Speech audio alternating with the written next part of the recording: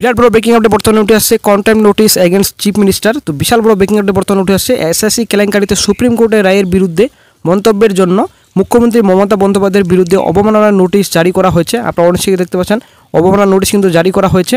তো এই অবমাননার নোটিশ যেটা আপনাদের রয়েছে যদি গ্রাহ্য হয়, যদি আপনাদের এখানে কেস করা হয় অবমাননা যেটা কন্টেম্প যেটা রয়েছে আপনাদের, এর শাস্তি কি হতে পারে, কত বছর জেল হতে পারে এবং কত হাজার এবং কত লাখ টাকা জরিমানা হতে পারে।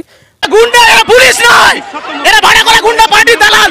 আমরা কোনো রাজনৈতিক কর্মসূচি করতে আসিনি এখানে, আমরা এসেছিলাম আমাদের ডিআই সাহেবের কাছে দেখা করতে, আমরা ডেপুটেশন দিতে।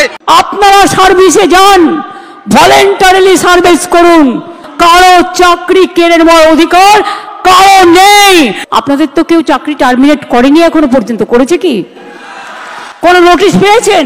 নমস্কার সবাইকে, আপনারা দেখছেন স্মার্ট নলেজ ইউটিউব চ্যানেল। তো বন্ধুরা, মমতার নির্দেশে চাকরিচ্যুতরা কাজ চালিয়ে গেলে রাজ্যের বিরুদ্ধে আদালত অবমাননার মামলা করব হুঁশিয়ারি দিলেন বিকাশ রঞ্জন স্যার। বন্ধুরা, আদালত অবমাননার কিন্তু মামলা করার একটা হুঁশিয়ারি দিয়েছেন বিকাশ রঞ্জন স্যার, কিন্তু মামলা অলরেডি কিন্তু হয়ে গেছে। ঠিক আছে, বর্তমানে কিন্তু একটা আপডেট পাওয়া যাচ্ছে, কিন্তু নোটিশ দেওয়া হয়েছে মুখ্যমন্ত্রীকে। একটা কিন্তু বিশাল বড় ব্রেকিং আপডেট বর্তমানে উঠে আসছে। এসএসসি ইস্যুতে ধুন্ধুবার রাজ্যে নিয়োগ দুর্নীতির এসএসসি জেরে এসএসসি 2016 সালের গোটা প্যানেল বাতিল করেছে সুপ্রিম কোর্ট।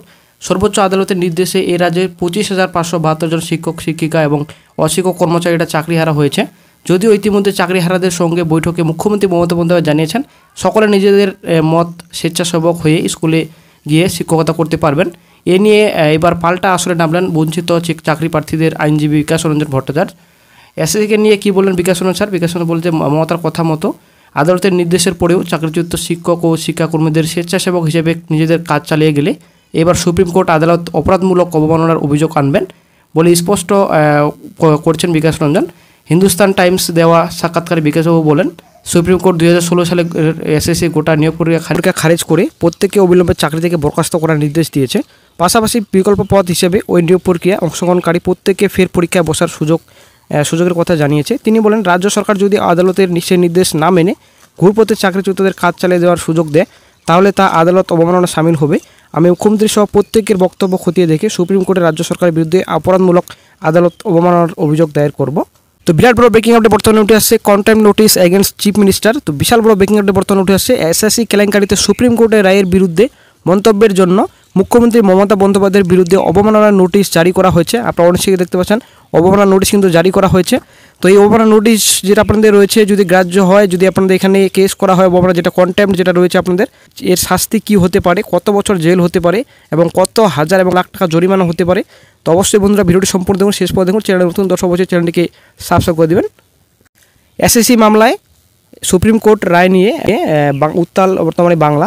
সম্প্রতি দুর্নীতির জেরে 2016 সালে এসএসসি সম্পূর্ণ প্যানেল বাতিল করেছে শীর্ষ আদালত। এক ধাক্কা চাকরি হারিয়েছেন 25,752 জন। এবার এসএসসি মামলায় সুপ্রিম কোর্টের রায় নিয়ে নিজের মন্তব্যের জেরে আদালত অবমাননা নোটিশ পেলেন মুখ্যমন্ত্রী মমতা বন্দ্যোপাধ্যায়। সোমবার ইন্ডোর স্টেডিয়ামে চাকরিহারাদের সঙ্গে দেখা করে বেশ কিছু বিস্ফোরক মন্তব্য করেন তিনি। এরপরেই সামনে এলো এই খবর, আদালত অবমাননা নোটিশ পেলেন মমতা। সোমবার চাকরিহারাদের সঙ্গে দেখা করে মুখ্যমন্ত্রী বলেন, সুপ্রিম কোর্টের রায়ে তার হৃদয় পাথর হয়ে গেছে।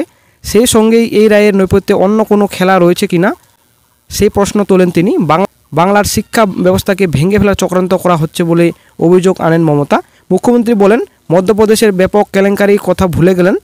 নিটেও কেলেঙ্কারি হয়েছে, তবে সেসব তো কারো চাকরি যায়নি, শুধু বাংলায় কিছু হলেই চক্রান্ত। রাজ্যের শিক্ষা ব্যবস্থাকে ভেঙে ফেলার চক্রান্ত হচ্ছে, এ রায়ের পিছনে অন্য কোনো খেলা নেই তো? এসএসসি মামলা সুপ্রিম কোর্ট নিয়ে মমতার এহেন মন্তব্য ঘিরে জোর শোরগোল পড়ে গিয়েছিল। এবার জানা গেল মুখ্যমন্ত্রীর বিরুদ্ধে আদালত অবমাননার নোটিশ ইস্যু করা হয়েছে।